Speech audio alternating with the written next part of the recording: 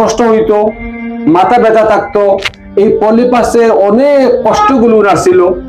তো আলহামদুলিল্লাহ আল্লাহ তাআলার রহমতে আমাদের কাছ থেকে চিকিৎসা নেবার পর উনার মুখ থেকে আমরা শুনি যে উনি কতটুকু আরাম পেয়েছেন। জি আলহামদুলিল্লাহ, আলহামদুলিল্লাহ।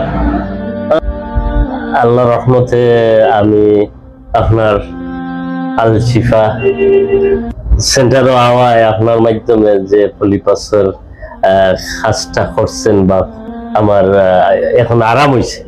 এই আরামও পূর্বেও সবসময় একটা অসুবিধা লাগতো, এই অসুবিধার থেকে এখন আমি অনেক অনেক ভালো সুবিধা পাইলাম, আলহামদুলিল্লাহ, ভালো লাগে।